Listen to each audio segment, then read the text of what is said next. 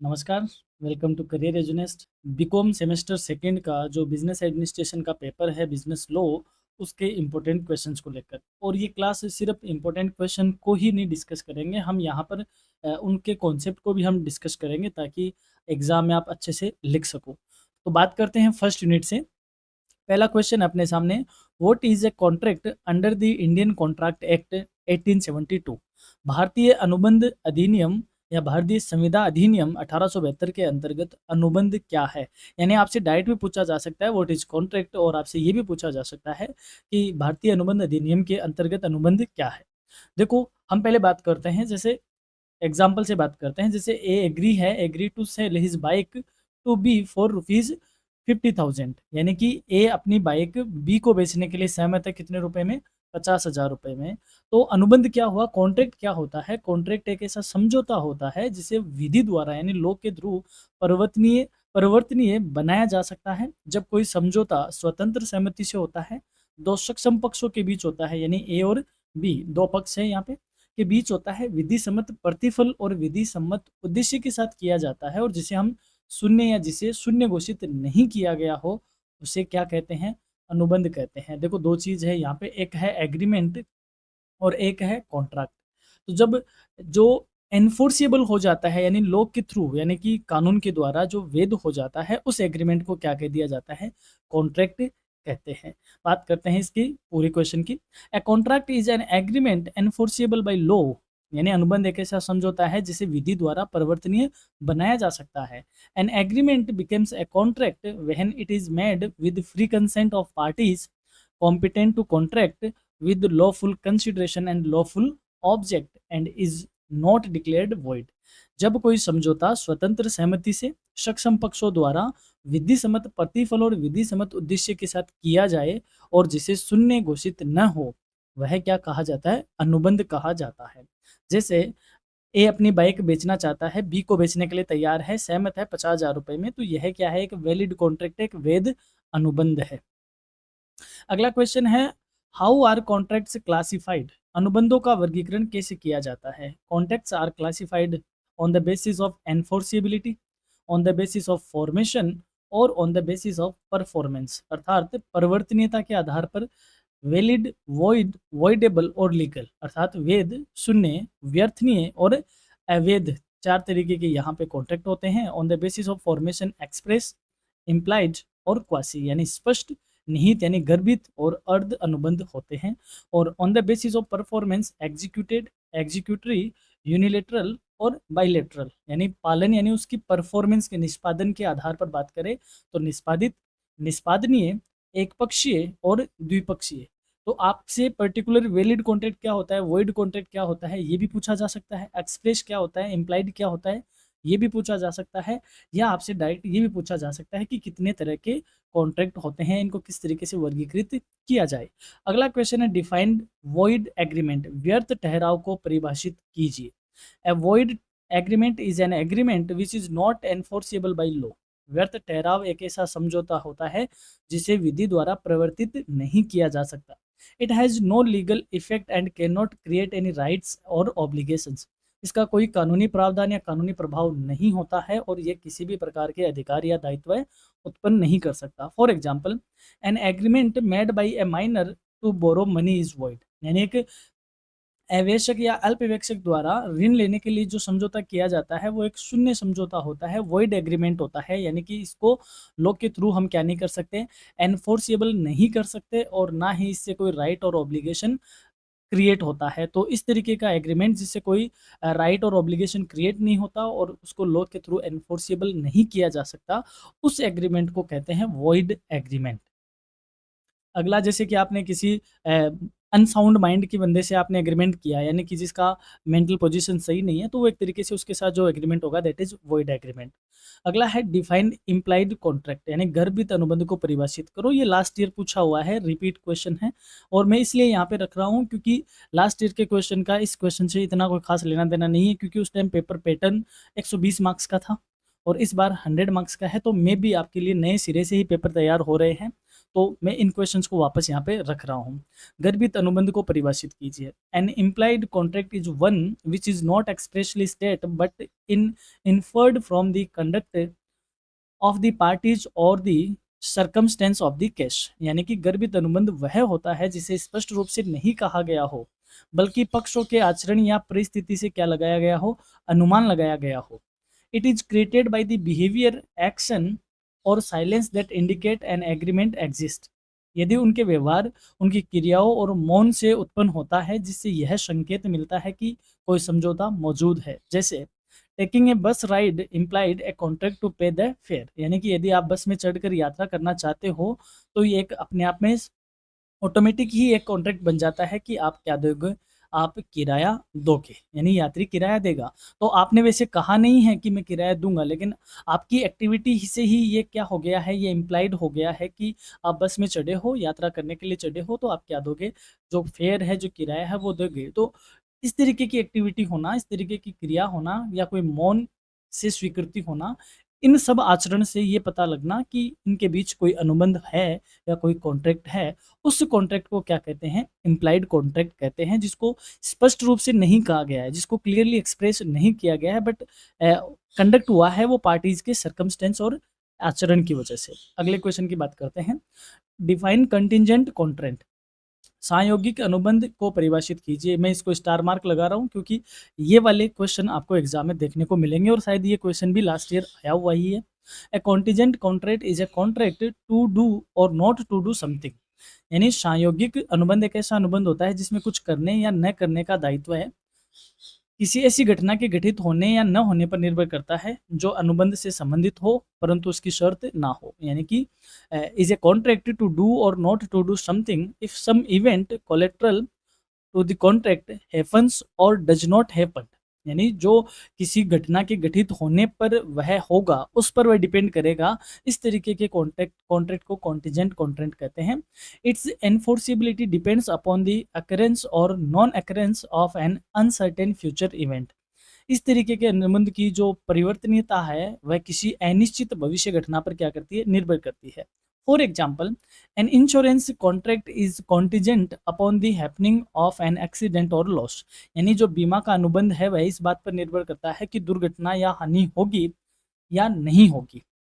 यानी आपने जैसे इंश्योरेंस करवाया LIC का, जैसे आपने इंश्योरेंस करवाया तो LIC लाइफ इंश्योरेंस है, तो लाइफ इंश्योरेंस से जो क्लेम होगा वो कब होगा, जब वह इवेंट हैपन होगा, यानी कि वह घटना घटेगी। इसका मतलब वो किस पे डिपेंड है, उस घटना पे डिपेंड है। किस पे डिपेंड है, उस घटना पे डिपेंड है। जैसे आपका फायर इंश्योरेंस करवाया कि आग लगेगी तो आपको क्लेम मिलेगा, तो ये किस पे डिपेंड है, उस आग पे डिपेंड है। तो वह फ्यूचर जो इवेंट है वो अनसर्टेन है और उस इवेंट के अकर होने में और नॉन अकर होने में, यानी उसके घटने में और न घटने में ही वह क्या करता है, डिपेंड करता है। इस तरीके के कॉन्ट्रैक्ट को कॉन्टिजेंट कॉन्ट्रैक्ट कहा जाता है। बात करते हैं अगले कॉन्ट्रैक्ट की, दैट इज अगले क्वेश्चन की। Define contract of indemnity. यानी हानि रक्षा या क्षतिपूर्ति के अनुबंध को परिभाषित कीजिए। A contract of indemnity is an agreement by which one party promises to protect the other from loss caused to him by the conduct of the promisor himself or by the conduct of any third person। यानी हानि रक्षा अनुबंध वह समझौता है जिसके अंतर्गत एक पक्ष दूसरे पक्ष को उस क्षति से सुरक्षित रहने का या रखने का वचन देता है जो क्षति प्रतिज्ञाकर्ता के अपने आचरण या किसी थर्ड पार्टी की वजह से हुई हो। It aims at compensating for the loss suffered. और इसका जो उद्देश्य होता है वो नुकसान की भरपाई करना होता है। देखो for example, insurance company agreeing to compensate B for car damage is a contract of indemnity. यानी बीमा कंपनी द्वारा बी को कार की क्षति की पूर्ति करने हेतु जो हानि रक्षा का अनुबंध है या जो उनके बीच जो कॉन्ट्रैक्ट है वो उसको कौन सा कॉन्ट्रैक्ट कहेंगे, इंडेमिनिटी कॉन्ट्रैक्ट कहेंगे। जैसे मान लो आपने अपनी बाइक का इंश्योरेंस करवा रखा है और आपकी बाइक का क्या होता है, एक्सीडेंट हो जाता है, तो इससे जो लॉस हुआ है वह आपकी जो इंश्योरेंस कंपनी है वह फुलफिल करती है।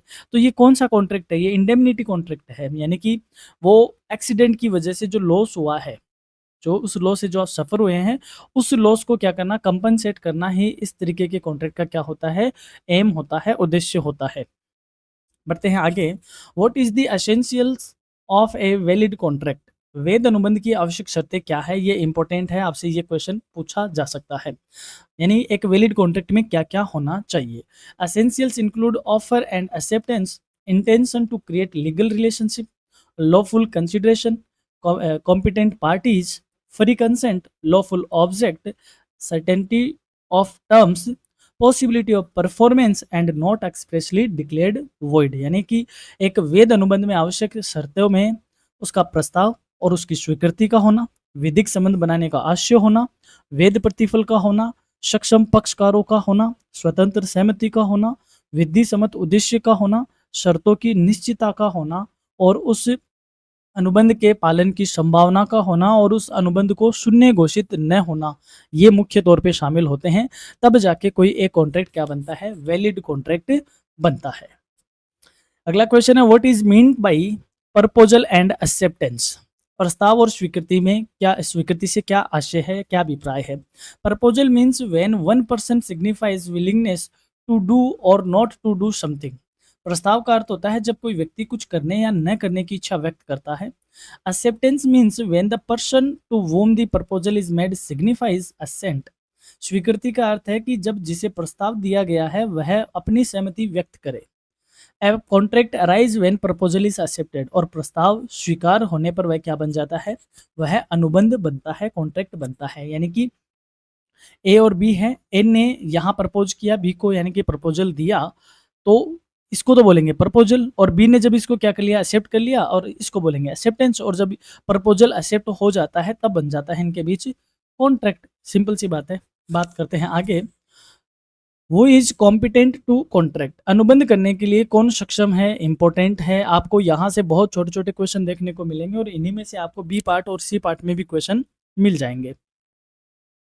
अनुबंध करने के लिए कौन सक्षम है। A person is competent if he is of the age of majority, of sound mind and not disqualified by the law. यानी कोई भी व्यक्ति तभी सक्षम होगा अनुबंध के लिए जब वह वयस्क हो, स्वस्थ मस्तिष्क का हो और विधि द्वारा अयोग्य घोषित न किया गया हो। Minors, persons of unsound mind and those disqualified और आर नॉट कॉम्पिटेंट। अल्पवयस्क, अस्वस्थ मस्तिष्क वाले और विधि द्वारा अयोग्य घोषित व्यक्ति अनुबंध बनाने के लिए क्या नहीं होते, सक्षम नहीं होते। और इनके साथ जो भी एग्रीमेंट होते हैं वो कौन से एग्रीमेंट हो जाते हैं, फिर वॉइड या शून्य या व्यर्थ संबंध अनुबंध कहे जाते हैं। तो आपसे यही क्वेश्चन ये भी पूछा जा सकता है, अनुबंध करने के लिए कौन सक्षम है और अनुबंध करने के लिए कौन सक्षम है। अगला क्वेश्चन है, what is free consent in a contract. अनुबंध में स्वतंत्र सहमति क्या है। Consent is said to be free when it is caused by coercion, undue influence, fraud, misrepresentation और मिस्टेक। स्वतंत्र सहमति तब कहलाती है जब वह दबाव, अनुचित प्रभाव, धोखाधड़ी, मिथ्या प्रतिनिधित्व या भूल से प्राप्त न हो। यानी कि जो किसी बिना किसी दबाव में, बिना कोई अनुचित प्रभाव के, बिना कोई धोखाधड़ी के और बिना कोई मिस रिप्रेजेंटेशन के क्या की जाती हो, दी जाती हो, असेंट दी जाती हो, कंसेंट दी जाती हो, उसे हम कौन सी कंसेंट बोलते हैं, फ्री कंसेंट कहते हैं। Free consent is essential for a valid contract. स्वतंत्र सहमति का होना वैध अनुबंध के लिए अति आवश्यक है। यानी कि जो सहमति है वो स्वतंत्र हो, क्यों, क्योंकि वह बिना किसी दबाव में हो, बिना कोई अनुचित प्रभाव के हो, धोखाधड़ी के हो, तब ऐसी सहमति को, ऐसी कंसेंट को फ्री कंसेंट कहा जाता है और एक वैलिड कॉन्ट्रैक्ट का एक मेन एसेंशियल होता है। अगला क्वेश्चन है, व्हाट इज लॉफुल कंसिडरेशन। वैध प्रतिफल क्या है। Consideration is lawful when it is not forbidden by law, not fraudulent, not injurious to person or property, and not opposed to public policy. प्रतिफल वैध तब होता है जब वह कानून द्वारा वर्जित न हो, धोखाधड़ीपूर्ण न हो, व्यक्ति या संपत्ति को हानि पहुंचाने वाला न हो और सार्वजनिक नीति के विपरीत न हो। Without lawful consideration a contract is void. विधि सम्मत प्रतिफल के बिना अनुबंध क्या होता है, शून्य होता है। अगला क्वेश्चन है, what is meant by lawful object. विधि सम्मत उद्देश्य क्या से आपका क्या तात्पर्य है। A contract's object is lawful when it is not illegal, immoral और अपोज्ड टू पब्लिक पॉलिसी। यानी अनुबंध का उद्देश्य तभी विधि सम्मत होता है जब वह अवैध, अनैतिक और सार्वजनिक नीति के विपरीत न हो। If the object is unlawful the agreement is void. यदि उद्देश्य हमारा अवैध होता है तो हमारा समझौता भी क्या होता है, वॉइड होता है। जैसे मान लो ए ने बी के साथ कहीं डाका डालने का कॉन्ट्रैक्ट किया और बी ने उसे धोखा दे दिया, तो ए इस पे सू नहीं कर सकता, कोर्ट में नहीं लेके जा सकता कि मैंने इसे कॉन्ट्रैक्ट किया था, ये हम की साथ में हम डाका डालेंगे, क्योंकि डाका डालना क्या है, इलीगल है। तो जब आपका ऑब्जेक्ट इलीगल है तो वह कॉन्ट्रैक्ट क्या होगा, वॉइड कॉन्ट्रैक्ट होगा। यह वह एग्रीमेंट क्या होगा, वॉइड एग्रीमेंट होगा। यानी कि ऑब्जेक्ट क्या होने चाहिए, लॉफुल होने चाहिए, विधि सम्मत होने चाहिए। अगला है what is meant by performance of contract. अनुबंध के पालन से क्या अभिप्राय है। Performance means fulfilment of the obligations by the parties. पालन का अर्थ हुआ या निष्पादन भी होता है इसको, अनुबंध के निष्पादन का भी इसको हिंदी में निष्पादन भी कहते हैं। निष्पादन है पक्षों द्वारा दायित्वों की पूर्ति करना। यानी कि ए और बी जब इनके बीच कॉन्ट्रैक्ट हुआ तो जो भी ऑब्लिगेशंस हुए थे, जो भी प्रोमिसेस किए थे, दोनों पार्टी अपने अपने काम अगर परफॉर्म करते हैं तो इसको हम बोलते हैं performance of contract. It may B actual performance और अटेम्प्टेड परफॉर्मेंस। यानी कि ये एक्चुअल और अटेम्प्टेड यानी कि वास्तविक और प्रयासन या प्रयत्न पालन भी या प्रयत्न निष्पादन भी हो सकता है। वास्तविक means when promise is fully carried out, जब वचन पूरी तरीके से निभाया जाए। And attempted performance means offer to perform but refused by the other party.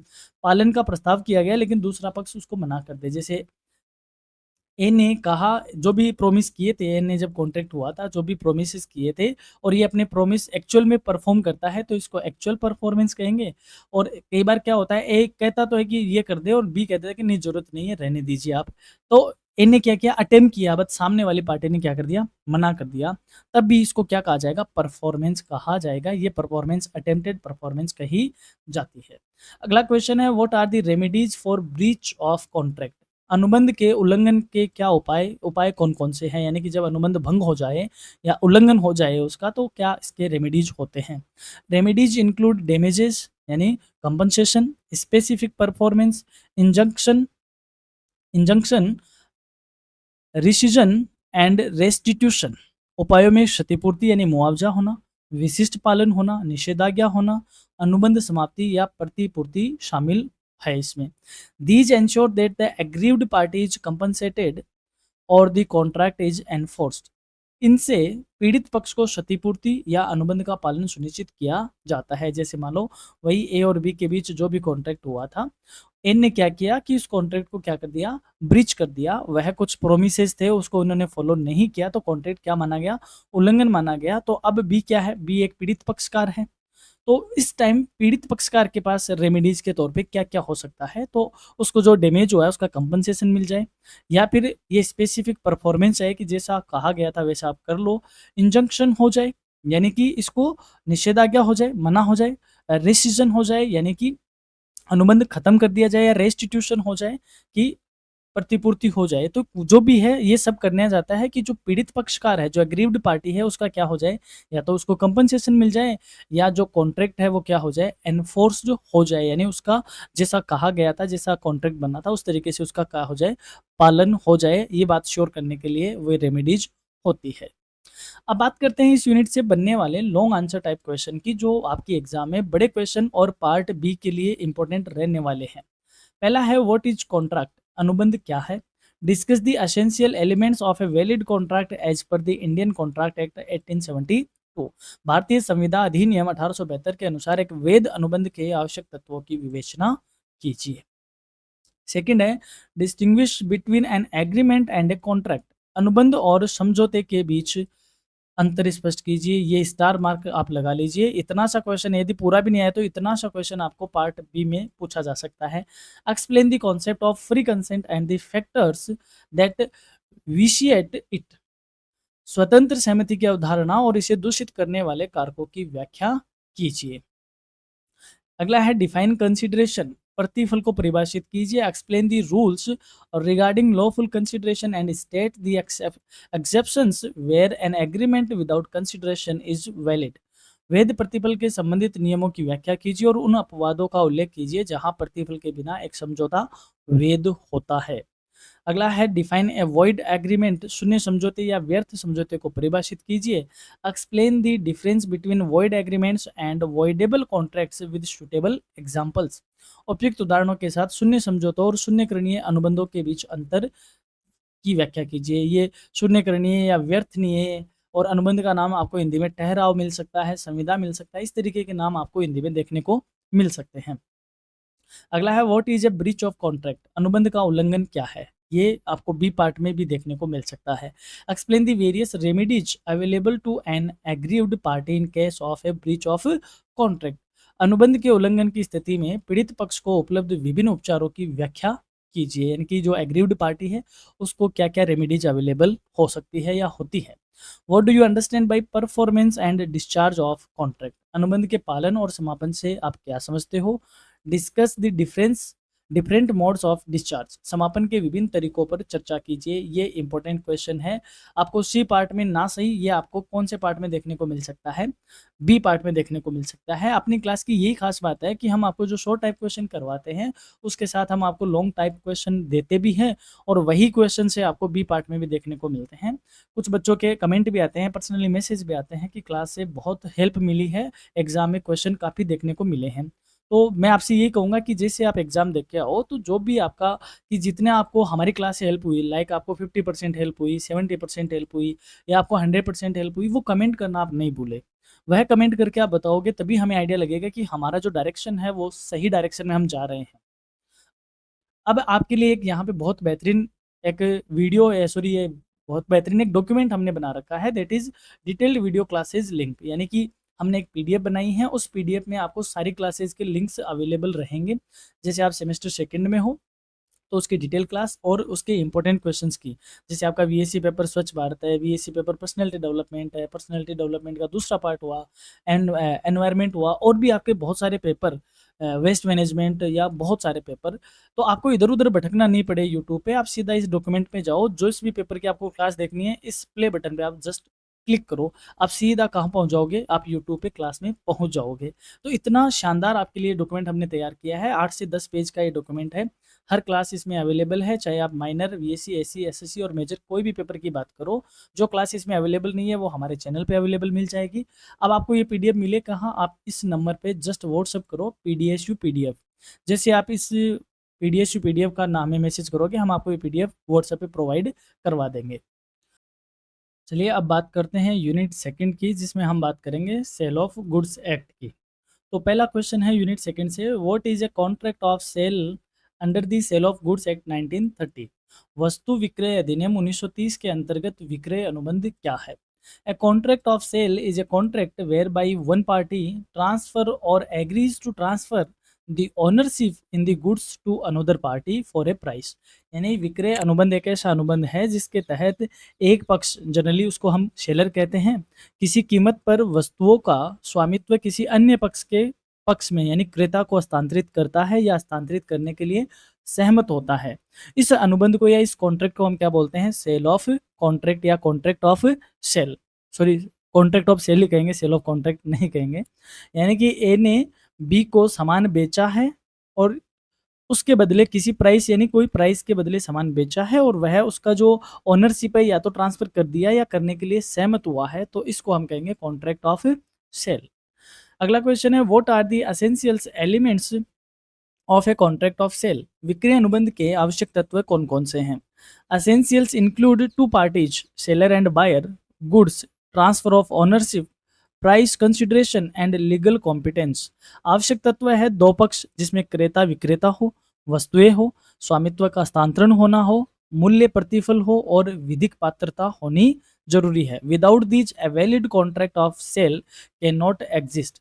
इसके बिना वैध विक्रय अनुबंध नहीं बन सकता है, यानी कि यदि कॉन्ट्रैक्ट ऑफ सेल को वैलिड होना है तो ये एसेंशियल्स होने जरूरी है कि दो पार्टीज का होना जरूरी है, सामान का होना जरूरी है, ओनरशिप का ट्रांसफर होना जरूरी है, प्राइस कंसिडरेशन होना चाहिए, विदाउट प्राइस नहीं होना चाहिए, और लीगल कॉम्पिटेंस होना चाहिए, यानी कि दोनों पार्टी अनुबंध करने या कॉन्ट्रैक्ट करने में क्या हो, कॉम्पिटेंस हो। अगला है, what is the meaning of price in a contract of sale, विक्रय अनुबंध में मूल्य का क्या अर्थ है। Price means money consideration for the sale of goods, यानी मूल्य का अर्थ है वस्तुओं के विक्रय के लिए धनराशि क्या होना, एज ए प्रतिफल होना। It may be fixed by the contract, determined by agreed method और डिसाइडेड लेटर बाय पार्टीज। इसे अनुबंध में निश्चित किया जा सकता है या किसी सहमत विधि से निर्धारित किया जा सकता है, या बाद में दोनों पक्ष तय कर सकते हैं। यानी कि ए और बी, एक सेलर है और एक बायर है, तो इनके बीच जो कॉन्ट्रैक्ट हुआ है वह किसी न किसी के बदले होगा, प्राइस के बदले ही होगा, और वो प्राइस किस फॉर्म में होनी चाहिए, मनी फॉर्म में ही होनी चाहिए। Price must be paid in money, यानी कीमत नगद में ही चुकाई जानी चाहिए। Price paid other than in money is not a sale, यदि नगद के अलावा किसी अन्य रूप में कीमत चुकाई गई है तो वह सेल नहीं माना जाएगा। If goods are exchange for goods it is a barter not a sale, यदि वस्तु के बदले वस्तु का आदान प्रदान हुआ है तो यह वस्तु विनिमय कहा जाएगा, इसे हम बिक्री या सेल नहीं कहेंगे। तो यहाँ पे हमने जाना कि जो प्राइस है वह क्या है, मनी के फॉर्म में होनी चाहिए। जो प्राइस कंसिडरेशन है जो कि सेल ऑफ गुड्स का क्या है, एक असेंशियल है। प्राइस का यानी प्राइस कंसिडरेशन का होना कॉन्ट्रैक्ट ऑफ सेल का क्या है, बेसिक असेंशियल है। इसके अलावा कुछ होता है तो उसको हम सेल नहीं कहते हैं। अगला है डिफाइन गुड्स, वस्तुओं को परिभाषित कीजिए। वस्तु कह सकते हो या आपको हिंदी में इसको माल लिखा हुआ भी आ सकता है। Goods given every kind of movable property other than actionable claims and money, यानी वस्तुओं का अर्थ है प्रत्येक प्रकार की चल संपत्ति जिसमें देय अधिकार और मुद्रा शामिल नहीं होती है। It includes stocks, shares, growing crops, grass and things attach to the land which can be served, यानी इसमें शेयर, फसलें, घास, भूमि से अलग की जा सकने वाली वस्तुएं सारी इसमें इंक्लूड होती हैं। एग्जाम्पल जैसे कार, व्हीट और फर्नीचर्स आर गुड्स, यानी कार, गेहूं और फर्नीचर ये सब क्या है, वस्तुएं होती है। अगला है how are goods classified under the act, अधिनियम के अंतर्गत वस्तुओं का वर्गीकरण कैसे किया जाता है। Goods are classified into existing goods, future goods और कॉन्टिजेंट गुड्स, यानी वस्तुओं को 3 भागों में बांटा जाता है, विद्यमान वस्तुएं, भावी वस्तुएं और आश्रित वस्तुएं। विद्यमान में यानी एग्जिस्टिंग में स्पेसिफिक, असर्टेन और अनअसर्टेन गुड्स होते हैं, यानी विशिष्ट, निश्चित और अनिश्चित वस्तुएं होती हैं। Classification helps in determining ownership transfer rules, यह वर्गीकरण स्वामित्व के हस्तांतरण के नियम को क्या करता है, तय करने में सहायक सिद्ध होता है। और एग्जाम के लिए आपसे ये क्वेश्चन इतना इंपॉर्टेंट नहीं है, इसमें जो वर्ड आए specific, ascertain, uncertain, future, contingent, existing, ये वर्ड आपके लिए अपने आप में इंपॉर्टेंट है। यहाँ से आपको क्या पूछी जाती है, डिफिनेशंस पूछी जाती है, तो हम सभी को डिस्कस करेंगे यहाँ पे। पहला है डिफाइन फ्यूचर गुड्स, भविष्य की वस्तुओं को परिभाषित कीजिए, या फिर यहाँ होता है भावी वस्तुओं को परिभाषित कीजिए। Future goods are goods which are to be manufactured, produced और acquired by the seller after making the contract of sale, यानी भविष्य की वस्तुएं वो वस्तु है जिन्हें विक्रेता विक्रय अनुबंध बनने के बाद तैयार करेगा या उत्पन्न करेगा या प्राप्त करेगा। For example, A agrees to sell the wheat he will harvest next month. This is future goods, यानी A अगले महीने काटी जाने वाली गेहूं की फसल बेचने के लिए एक कॉन्ट्रैक्ट करता है, यानी एक सहमत होता है वह, तो यह कौन सी वस्तु कही जाएगी, भविष्य की वस्तु कही जाएगी। क्यों? क्योंकि अभी तो वह गेहूं कट के तैयार ही नहीं हुई, अभी तो वह क्या है, फसल में खड़ा है, और वह आज ही इसको बेचने के लिए क्या हो गया, एग्री हुआ है, तो वह अब कॉन्ट्रैक्ट उसका हो गया। अब और फ्यूचर में वह उस कमोडिटी को क्या करेगा, या तो प्रोड्यूस करेगा या एक्वायर करेगा या मैन्युफैक्चर करेगा, तो जो आगे फ्यूचर में एक्वायर की जाएगी उसको बोला जाता है फ्यूचर गुड्स। अगला है डिफाइन कंटिजेंट गुड्स, संयोगिक वस्तुओं को परिभाषित कीजिए। Contingent goods are goods the acquisition of which by the seller depends upon a contingency और अनसर्टेन इवेंट। संयोगिक वस्तुएं वे वस्तुएं होती हैं जिनका विक्रेता द्वारा प्राप्त होना किसी संयोग या अनिश्चित घटना पर निर्भर करता है। जैसे A agrees to sells goods to be if his ship arrives safely, यानी ए सहमत होता है बी को वस्तुएं बेचने के लिए यदि उसका जहाज सुरक्षित पहुंच जाता है। यानी ए और बी में एग्रीमेंट होता है या कॉन्ट्रैक्ट होता है। ए उसको ये कहता है कि यदि मेरा जो जहाज है वो सेफ मोड में बंदरगाह तक आ जाएगा, पोर्ट तक आ जाएगा, तो मैं आपको सामान बेच दूंगा। तो यह किस पे डिपेंड है? उस जहाज के सही सलामत आने पे डिपेंड है। तो यह एक अनसर्टेन इवेंट है और अनसर्टेन इवेंट पे यदि कोई कमोडिटीज या गुड्स डिपेंड होता है, उसका एक्विजिशन यानी उसका प्राप्त होना डिपेंड होता है, तो इसको बोलते हैं contingent goods. These are contingent goods, यानी इनको हम कंटिजेंट गुड्स कहते हैं। अगला है डिफाइन स्पेसिफिक गुड्स। विशिष्ट वस्तुओं को परिभाषित कीजिए। इंपॉर्टेंट क्वेश्चन है, एग्जाम में दिखने वाला है आपको पेपर में। ये specific goods are goods identified and agreed upon at the time of the contract of sale. विशिष्ट वस्तुएं वे होती हैं जिन्हें विक्रय अनुबंध बनाते समय ही पहचान लिया जाता है और उनसे सहमति कर दी जाती है। For example, as red card with registration number RJ201234 sold to B is a specific goods, यानी आर ने अपनी इस नंबर की गाड़ी, इस नंबर की लाल कलर की गाड़ी बी को बेचता है। तो यह क्या है? विशिष्ट कमोडिटी है, विशिष्ट गुड्स है। यानी कि ए के पास एक लाल रंग की गाड़ी है जिसका नंबर ये है, ये ए है जो कि इसका ओनर है और ये बी है। तो ए इससे प्राइस लेकर ये गाड़ी किसको दे देता है कि ये गाड़ी है साहब, इस गाड़ी की हम बात कर रहे हैं। यानी कि वो कहता है कि ये रेड कलर की गाड़ी है, मैं इसको बेचने की बात कर रहा हूँ। तो ये क्या है? स्पेसिफिक गुड है जिसको कॉन्ट्रैक्ट होते समय क्या कर लिया गया था? आइडेंटिफाई कर लिया गया था कि हम इस कमोडिटी की बात कर रहे हैं, तो उसको बोलते हैं स्पेसिफिक गुड्स। फिर है डिफाइन असर्टेन गुड्स। निर्धारित वस्तुओं को परिभाषित कीजिए। Ascertain goods are goods which become identified and set apart after the information of the contract from a larger bulk. यानी निर्धारित वस्तुएं वे होती है जिन्हें बड़े भंडार से अनुबंध बनने के बाद आइडेंटिफाई किया जाता है और उनको अलग कर लिया जाता है। For example, 10 bags separated from 100 bags of wheat for B are assent for B are ascertain goods. यानी कि 100 बोरियों में से 10 बोरी बी के लिए अलग की गई। यह कौन सी वस्तुएं कही जाएगी? निर्धारित वस्तुएं, यानी कॉन्ट्रैक्ट हो गया। यहाँ पे ये भंडार पड़ा था, ठीक है, ये रहा भंडार। ए और बी में कॉन्ट्रैक्ट होता है तो 10 बोरी का होता है, तो इस पूरे गोडाउन में से कितनी बोरियां निकाल के दे दी? 10 बोरी बी के लिए अलग कर दी। तो इस लार्जर बल्क में से ये 10 बोरी निकालना, ये क्या कही गई? क्योंकि जब कॉन्ट्रैक्ट हुआ था तब ये दिखाया गया था कि ये रही वो आपकी कमोडिटी जो इस गोडाउन में रखी हुई है, फिर इनको अलग किया जाता है, तो इनको बोलते हैं असर्टेन गुड्स। अब आते हैं डिफाइन अनअसर्टेन गुड्स, यानी अनिर्धारित वस्तुओं को परिभाषित कीजिए। Unascertain goods are not specially identified at the time of the contract. यानी अनिर्धारित वस्तुएं वे होती है जो अनुबंध के समय विशेष रूप से पहचानी नहीं गई हो। They are remain part of a general bulk until separated, यानी कि वह बड़े भंडार का हिस्सा बनी रहती है जब तक उनको क्या नहीं कर लिया जाए? सेपरेट नहीं कर लिया जाए।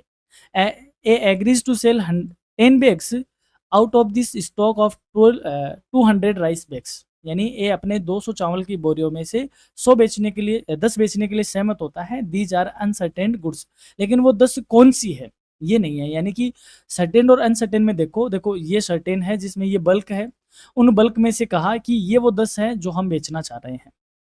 और अनसर्टेन में क्या है? इनमें से कोई 10 है, इनमें से कोई 10 है। तो वही चीज़ है, यानी कि जब उन 10 को आइडेंटिफाई कर लिया जाएगा तो वो अनसर्टेन सर्टेन बन जाएगी। और जब कॉन्ट्रैक्ट के सामने वह सामने आती है तो उसी को क्या कह दिया जाता है? स्पेसिफिक गुड्स कह दिया जाता है। इन तीनों की आपको डेफिनेशन जरूर ध्यान में रखनी चाहिए। अगला है डिफाइन कंडीशंस। शर्तों को परिभाषित कीजिए। A condition is stipulation essential to the main purpose of the contract. शर्त वह कथन है जो अनुबंध के मुख्य उद्देश्य के लिए क्या है? आवश्यक होता है।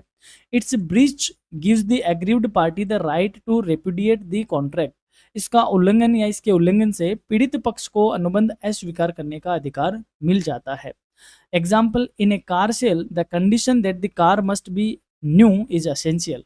यानी कार की बिक्री का जो कॉन्ट्रैक्ट है उसमें कार का नहीं होना क्या है? एक शर्त है। यदि कार नई नहीं, यानी ए और बी है, उनके बीच में आपस में कॉन्ट्रैक्ट हुआ, ए अपनी कार बेचना चाहता है बी को और ए ने कहा कार कैसी है? नई कार है। जब बी आके देखता है कार तो नई नहीं है, तो इसका मतलब ये क्या थी? ये कंडीशन थी। और जब ये कंडीशन फुलफिल नहीं होती है तो बी को ये राइट है कि वह उस अनुबंध को या उस कॉन्ट्रैक्ट को क्या कर दे? रेपुडिएट कर दे, अस्वीकार कर सकता है। तो कंडीशन क्या होती है? ये असेंशियल है, मेन पर्पज है किसका? कॉन्ट्रैक्ट का। Define warranties. वारंटी को परिभाषित कीजिए। A warranty is a stipulation collateral to the main purpose of the contract. Warranty वह कथन है जो अनुबंध के मुख्य उद्देश्य से सहायक रूप से जुड़ा हुआ होता है। Its breach gives the aggrieved party the right to claim damages but not to repudiate the contract. इसके उल्लंघन से केवल क्षतिपूर्ति का दावा किया जा सकता है, अनुबंध को समाप्त नहीं किया जा सकता है। एग्जाम्पल के तौर पे, in a car sale warranty that spare parts will be available is collateral, यानी कि ए ने बी को वो कहा, वारंटी दी कि नहीं, मार्केट में इसके जो स्पेयर्स है, जो पार्ट्स है, वो है अवेलेबल है, ये मेरी इस बात की आपको क्या है, वारंटी है। इस बात की क्या है, वारंटी है। तो यदि स्पेयर नहीं मिलते हैं तो बी जो उसको नुकसान हो रहा है उसके लिए वह क्या कर सकता है, क्लेम कर सकता है, वह उस कॉन्ट्रैक्ट को खारिज नहीं कर सकता। ये होती है वारंटी जो कि सहायक होती है, कोलेट्रल होती है। बात करते हैं नेक्स्ट क्वेश्चन की, डिफाइन डिलीवरी ऑफ गुड्स। वस्तुओं की स्पुर्दगी को परिभाषित कीजिए। Delivery of goods means the voluntary transfer of possession from one person to another.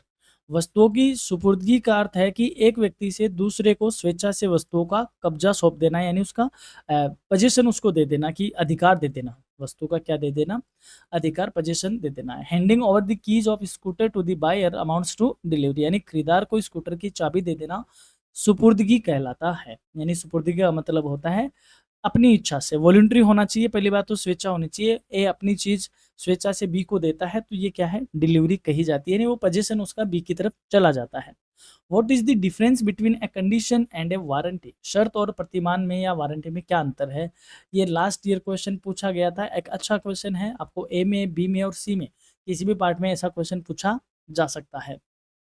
A condition is essential to the main purpose of the contract, its breach allows repudiation, यानी शर्त अनुबंध के मुख्य उद्देश्य के लिए आवश्यक होती है और इसका उल्लंघन होने पर अनुबंध अस्वीकार किया जा सकता है। While a warranty is collateral to the main purpose, its breach allows claim for damages only, जबकि जो वारंटी है वो सहायक होती है और इसका उल्लंघन केवल क्षतिपूर्ति का दावा किया जा सकता है, कॉन्ट्रैक्ट को रेपुडिएट नहीं किया जा सकता, यानी कि अनुबंध को अस्वीकार नहीं किया जा सकता, किसमें, वारंटी के केस में, जबकि कंडीशन के केस में ऐसा किया जा सकता है। अगला क्वेश्चन है, what is meant by transfer of property in goods. वस्तुओं के स्वामित्व के हस्तांतरण से क्या अभिप्राय है, मोस्ट इंपॉर्टेंट क्वेश्चन है। ये आपको अलग अलग वे में पूछा जा सकता है। ट्रांसफर ऑफ ओनरशिप क्या होती है, ट्रांसफर ऑफ प्रॉपर्टी क्या होती है, रिस्क प्रीमा फेसिस पासे विथ प्रॉपर्टी क्या होती है, अलग अलग तरीके से इसको पूछा जा सकता है। Passing of property in the goods means passing of absolute legal ownership of the goods under a contract of a sale from the seller to the buyer for a price. इसमें आपको ये सारी बातें लिखनी पड़ेगी कि जो वस्तु है, वस्तु के संपत्ति के, माल में संपत्ति का हस्तांतरण का अर्थ होता है, संपत्ति का नहीं, स्वामित्व का है, स्वामित्व का हस्तांतरण होता है। बिक्री के अनुबंध के तहत विक्रेता से खरीदार को एक निश्चित मूल्य पर माल का पूर्ण कानूनी स्वामित्व हस्तांतरित हो जाना। तो इसमें जो मोस्ट चीज है वो क्या है, प्राइस, प्राइस और लीगल ओनरशिप, यानी ए और बी। ए कोई सामान बेचता है बी को, बदले में बी उसको क्या देता है, प्राइस दे देता है, तो बी उसका जो ट्रांसफर करता है ओनरशिप, किसको देता है, बी को। तो इसको बोलते हैं, ओनरशिप को ट्रांसफर करना क्या कहते हैं, ट्रांसफर ऑफ प्रॉपर्टी। क्या कहते हैं, ट्रांसफर ऑफ प्रॉपर्टी। जैसे ये इसको ट्रांसफर कर देता है, अब उसका मालिक कौन बन जाता है, बी बन जाता है। अब इसको अलग तरीके से पूछा जाता है, आपको यही क्वेश्चन, आपको या तो ये पूछा जाएगा what do you mean by transfer of property, या फिर आपसे पूछा जाएगा risk follows ownership. Risk follows ownership यानी कि जोखिम स्वामित्व का को फॉलो करती है, यानी कि स्वामित्व के पीछे जाती है। फॉलो को हिंदी में क्या कहते हैं, अनुसरण करती है, यानी कि जोखिम, जोखिम स्वामित्व का अनुसरण करती है, यानी कि जो जिसका स्वामी होगा उससे संबंधित जोखिम उसी व्यक्ति की होगी। या फिर आपसे पूछा जाएगा risk prima facie passes with property, comment, बस इसमें इतना होगा और क्या लिखा जाएगा आगे, कमेंट या एक्सप्लेन। अगर बी पार्ट में पूछा जाएगा तो थोड़ा ज़्यादा एक्सप्लेन करना पड़ेगा, ए पार्ट में पूछा जाएगा तो आपको सिंपली ये कहना पड़ेगा कि ओनरशिप के साथ ही उसकी रिस्क भी क्या होती है, ट्रांसफर होती है। यानी ए ने जब सामान किसको बेच दिया, बी को, तो इस सामान से रिलेटेड जो रिस्क थी वो किसको ट्रांसफर होगी, बी की ट्रांसफर होगी। अब उस सामान का मालिक बी है तो जो भी लॉस होगा, जो भी रिस्क होगी, वह किसकी होगी, बी की ही होगी। तो यानी ओनरशिप के साथ ही रिस्क ट्रांसफर होती है, इसलिए कहा जाता है risk follows ownership. Risk ownership को फॉलो करती है, इसको आपको ध्यान रखना है, एग्जाम में इस तरीके का क्वेश्चन भी पूछा जाता है। अगला है what is meant by performance of the contract of sale. विक्रय अनुबंध के पालन से क्या अभिप्राय है? अभी हमने कहा परफॉर्मेंस ऑफ कॉन्ट्रैक्ट का मतलब होता है जो भी दोनों पार्टी हैं अपने अपने ऑब्लिगेशंस को यदि वह कंप्लीट करते हैं तो इसको कहते हैं performance of the contract. Performance means fulfilment of duties by both seller and buyer. पालन का अर्थ होता है विक्रेताओं या द्वारा वस्तुओं की आपूर्ति और क्रेता द्वारा मूल्य का भुगतान करना, यानी कि अपनी अपनी जो मीन्स है, जो परफॉर्मेंस, जो भी बातें हैं उनको फुलफिल करना, यानी सेलर के द्वारा डिलीवरी देना और बायर के द्वारा पेमेंट का प्राइस का पेमेंट करना। Both must perform their obligation as per the contract. दोनों को अनुबंध के अनुसार अपने अपने दायित्वों को क्या करना होता है? पूरा करना होता है। जब ये अपने दायित्वों को पूरा करते हैं तो हम इसको कहते हैं परफॉर्मेंस ऑफ द कॉन्ट्रैक्ट। अगला है वो इज एन अनपेड सेलर। अदत्त विक्रेता कौन है? यानी ए और बी है। ए ने अपना सामान बी को बेचा, बी ने अभी तक इसका पेमेंट नहीं किया, पेमेंट ड्यू चल रहा है। क्या चल रहा है? ड्यू। तो ए क्या कहा जाएगा? अनपेड सेलर कहा जाएगा, यानी कि ऐसा सेलर जिसको अभी तक पेमेंट नहीं मिला है। या फिर बी ने क्या किया? इसको चेक दे दिया, इस चेक को ए ने बैंक में भेजा और ये चेक क्या हो गया? बाउंस हो गया, अभी भी इसको पेमेंट नहीं मिला, तब भी इसको क्या कहा जाएगा? अनपेड सेलर ही कहा जाएगा। An unpaid seller is one who has not been paid fully for the goods sold or has received a negotiable instrument which is dishonored। अदत्त विक्रेता वह है जिसे बेची गई वस्तु का पूरा मूल्य नहीं मिला हो या जिसे मिला हुआ विनिमय पत्र या विनिमय विपत्र क्या हो गया हो? अस्वीकृत हो गया हो।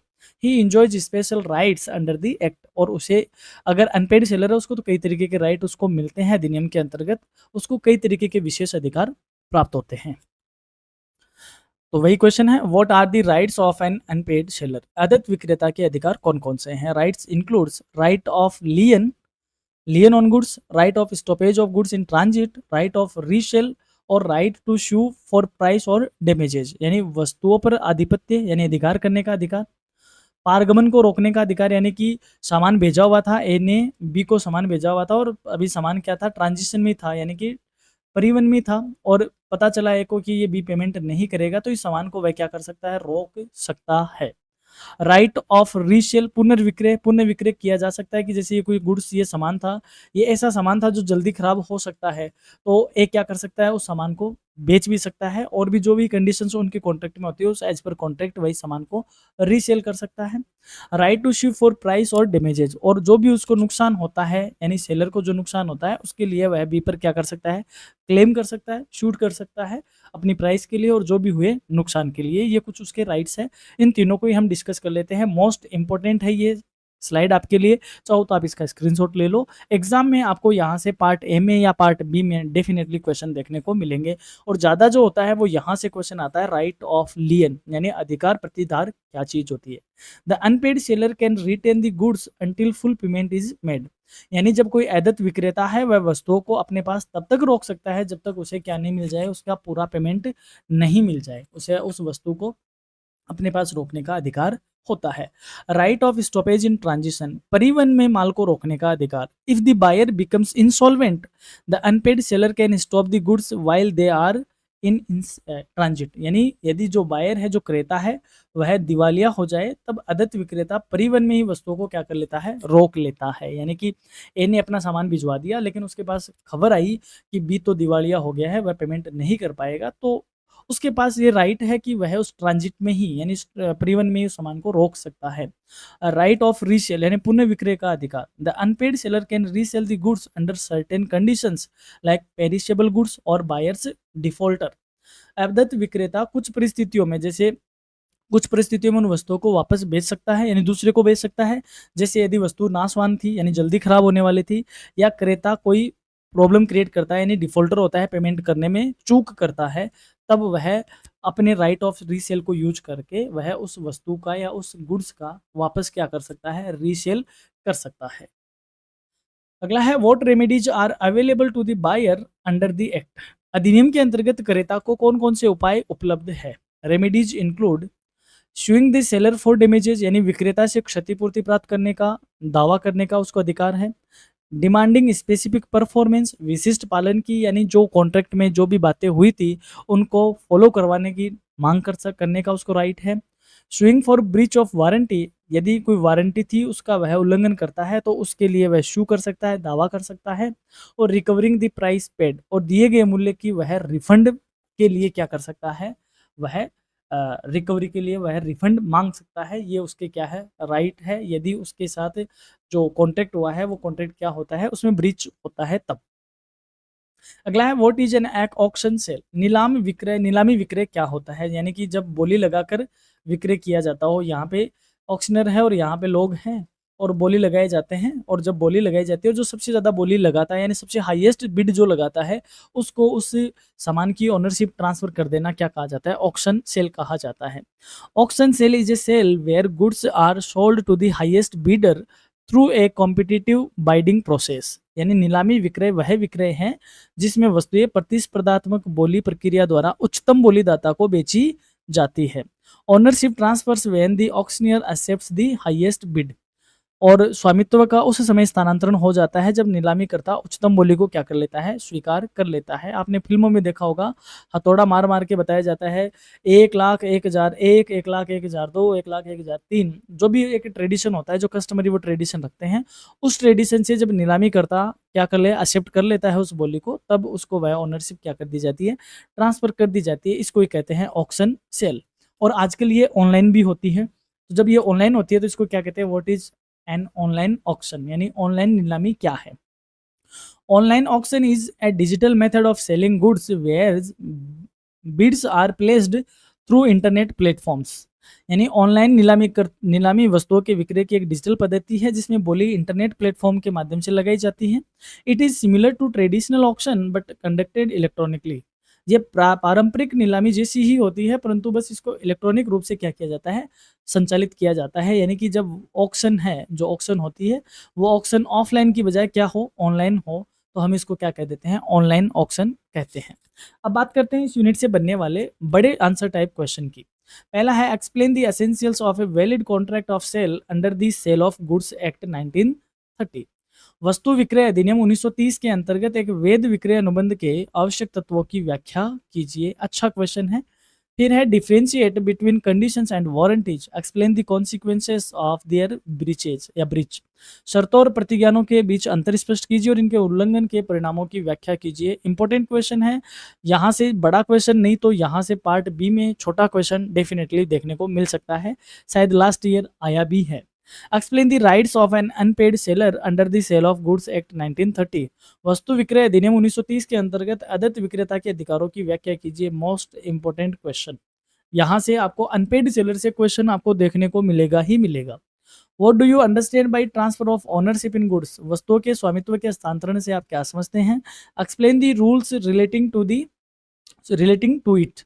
इसके संबंध में जो भी नियम है उनको स्पष्ट करो। ये क्वेश्चन भी आपका बन सकता है बड़ा क्वेश्चन, और बड़ा नहीं तो आपको यहाँ से ट्रांसफर ऑफ प्रॉपर्टी से आपको छोटा क्वेश्चन देखने को मिल सकता है। अगला है write short note on the following.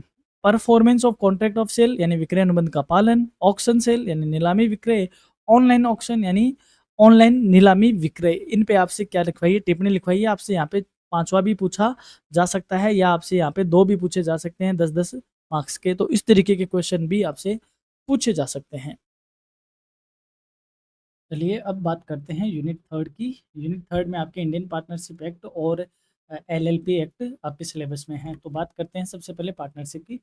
What is A partnership under the Indian partnership act 1932। भारतीय साझेदारी अधिनियम 1932 के अंतर्गत साझेदारी क्या है।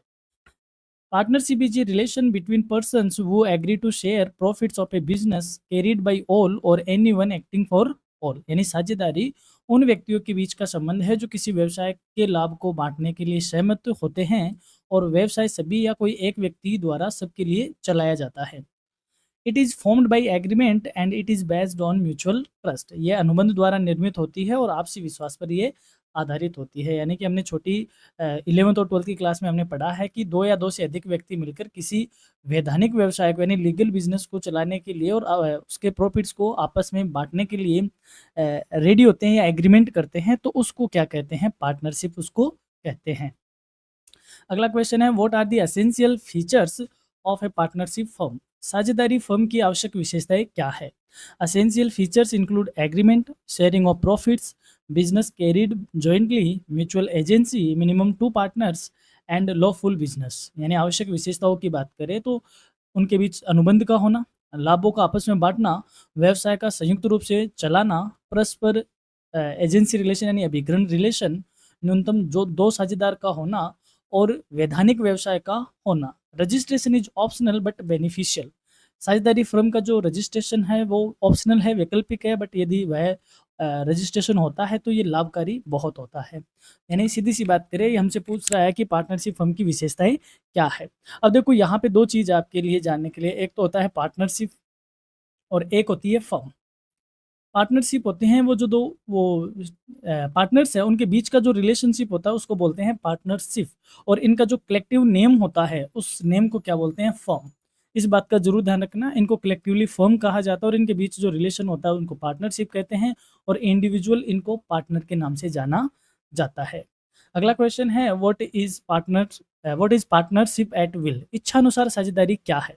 देखो, ए और बी दो व्यक्ति थे, इन दोनों ने मिलकर एक पार्टनरशिप करी और इन्होंने कहा कि हमारी पार्टनरशिप 2 साल चलेगी। कितने साल चलेगी? 2 साल चलेगी। 2 साल हो गए, 2 साल हो गए, यानी कि जो फिक्स्ड इन्होंने टेन्योर फिक्स किया था, जो ड्यूरेशन फिक्स करी थी, उसको तो हम क्या कहेंगे, फिक्स्ड टर्म पार्टनरशिप। और 2 साल होने के बाद भी ये दोनों आगे इस पार्टनरशिप को कंटिन्यू चलाते हैं, तब इसको क्या कहा जाएगा, पार्टनरशिप एट विल। यानी इच्छा अनुसार इन्होंने दोनों ही उस पे सहमत है कि हम इसको कंटिन्यू चलाएंगे, तब इसको पार्टनरशिप एट विल कहा जाता है। When duration of partnership is fixed by the partners by an agreement, it is said to be a fixed term partnership. जब साझेदारी की अवधि साझेदारों द्वारा एक समझौते द्वारा तय की जाती है तो इसे निश्चित अवधि की साझेदारी कहा जाता है। If all the partners wish to continues their business even after the expiry of the fixed term, it becomes partnership at will. यदि सभी साझेदार निश्चित अवधि की समाप्ति के बाद भी अपना व्यवसाय जारी रखना चाहते हैं तो यह स्वेच्छा से साझेदारी कहलाती है, यानी कि फिर ये पार्टनरशिप एट विल कहलाती है। अगला है write a short note on partner by estoppel और होल्डिंग आउट। एस्टॉपल या होल्डिंग आउट द्वारा साझेदार पर एक संक्षिप्त नोट लिखे, इसको मोस्ट इंपॉर्टेंट लगा लो। यदि क्वेश्चन बनता है थोड़ा टेक्निकल तो यहाँ से ये क्वेश्चन बनने की पूरी पूरी संभावना है। क्या होता है पार्टनर बाय एस्टॉपल और holding out? If a person by words, conduct और representation gives other the impression that he is a partner in a firm even though he is not actually a partner, he is a liable as a partner to those who give credit to the firm on that belief या that behalf। समझो इसको क्या है। यदि कोई व्यक्ति अपने शब्दों से, अपने आचरण से या अपने प्रस्तुतिकरण से दूसरों को यह विश्वास दिलाता है कि वह किसी फर्म का साझेदार है, जबकि वास्तव में वह उस फर्म का साझेदार नहीं है, तो वह उन व्यक्तियों के प्रति भागीदार होगा या वह उन व्यक्तियों के प्रति साझेदारों की तरह ही उत्तरदायी होगा जिन्होंने इस विश्वास के आधार पर फर्म को क्या दे दिया, लोन दिया हो। इस बात को समझो। जैसे मान लो एक फर्म है जिसमें ए, बी और सी 3 पार्टनर हैं, ठीक है, और एक व्यक्ति है जिसका नाम क्या है, डी। यहाँ पर एक एक्स नाम का व्यक्ति आता है और ये जो डी है ये इसको इस तरीके से इसके सामने अपने आप को प्रेजेंट करता है कि एक्स ये विश्वास करता है कि ये जो डी है ये भी इस फर्म में क्या है, पार्टनर ही है। और जब एक्स इसके इस व्यवहार को देखते हुए, इसके इस आचरण से उसको ऐसा लगा कि ये पार्टनर है, इस तरीके का इसका प्रेजेंटेशन था, एक्स ने इसके बिहाफ पे इस फर्म को क्या दे दिया हुआ हो, लोन दिया हो, तो अब कोई भी लायबिलिटी होगी तो ये डी भी ए, बी और सी की तरह ही एक्स के लिए क्या क्या होगा, लाइबल होगा। इस तरीके के पार्टनर को बोलते हैं पार्टनर बाय एस्टॉपल और होल्डिंग आउट। इसको थोड़ा सा स्पेशली आपको ध्यान रखना होगा। अगला क्वेश्चन है what are the rights of partners in a firm. Firm में साझेदारों के अधिकार क्या है। Rights include participation in management, यानी अधिकारों में अधिकारों में क्या क्या है, प्रबंधन में भाग लेना, शेयरिंग प्रॉफिट्स, लाभ बांटना, एक्सेस टू बुक्स, लेखा पुस्तकों को देखने का अधिकार, राइट टू इंडेमिनिटी यानी क्षतिपूर्ति का अधिकार, to prevent new partner admission without consent यानी बिना सहमति के नए साझेदार को प्रवेश लेने से रोकना। ये सब किसके अधिकार है, एक पार्टनर के अधिकार है जो उसे पार्टनरशिप में मिलते हैं। What are the duties of partners in a firm. Firm में साझेदारों के कर्तव्य क्या है। Duties include caring business honestly यानी व्यवसाय को ईमानदारी से चलाना, शेयरिंग लॉसेस हानि को भी शेयर करना, रेंडरिंग ट्रू अकाउंट्स सही लेखा प्रस्तुत करना, अवॉइडिंग पर्सनल प्रॉफिट व्यक्तिगत लाभ नहीं लेना या व्यक्तिगत लाभ से बचना, working in A common interest of the firm, और फर्म के सामूहिक हित के लिए काम करना, ये सब क्या है, एक पार्टनर के कर्तव्य है, एक पार्टनर की ड्यूटी है। अगला क्वेश्चन है, what is the liability of partners in A partnership firm? साझेदारी फर्म में साझेदारों की देयता क्या है?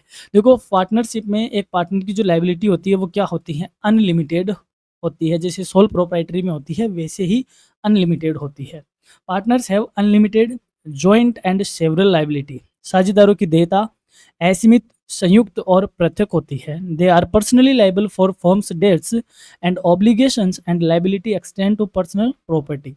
वे फर्म के ऋणों और दायित्वों के लिए व्यक्तिगत रूप से उत्तरदायी होते हैं और देयता व्यक्तिगत संपत्ति तक विस्तृत होती है। यानी कि फर्म की जो कहने का मतलब, फर्म पे जो ऋण होते हैं या फर्म की जो देयता होती है उसको यदि चुकाना पड़े तो फर्म को अपनी पर्सनल असेट्स को भी बेचना पड़ सकता है या पर्सनल असेट्स से भी उसको चुकाना पड़ सकता है। यानी इसलिए हम कहते हैं कि एक पार्टनर की जो लायबिलिटी होती है फर्म में वो क्या होती है, अनलिमिटेड होती है।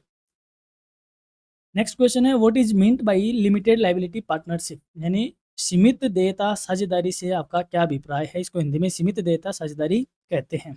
LLP is a business firm where liability of partners is limited to their contribution. LLP एक व्यावसायिक स्वरूप है जिसमें साझेदारों की देयता उनकी पूंजी योगदान तक सीमित होती है। It combines feature of partnership and company. ये साझेदारी और कंपनी दोनों की विशेषताओं का, यानी कि ये हाइब्रिड है किसका, पार्टनरशिप का और कंपनी का। अभी हमने कहा पार्टनरशिप में जो पार्टनर्स होते हैं उनकी लायबिलिटी क्या होती है, अनलिमिटेड होती है। और जब इस लायबिलिटी को क्या कर दिया जाए, लिमिटेड कर दिया जाए, तो इस फॉर्म को हम किस नाम से जान देंगे, LLP के नाम से जानते हैं, जिसके नाम में लिखा हुआ है लिमिटेड लायबिलिटी पार्टनरशिप। ऐसा किस में होता है, कंपनी में होता है, लेकिन ये कंपनी से थोड़ी अलग होती है। Who are designated partners in an LLP? Explain briefly. LLP में नामित साझेदार या डेजिग्नेटेड पार्टनर्स कौन होते हैं, संक्षेप में समझाओ। मोस्ट इंपॉर्टेंट क्वेश्चन है, इसको थोड़ा सा आपको ढंग से समझना पड़ेगा।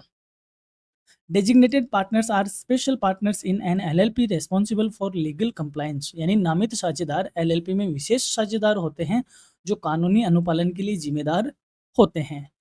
फीचर्स क्या है इसके, मिनिमम 2 आर रिक्वायर्ड, यानी कम से कम ऐसे 2 साझेदार होने चाहिए, 2 डेजिग्नेटेड पार्टनर्स होने चाहिए।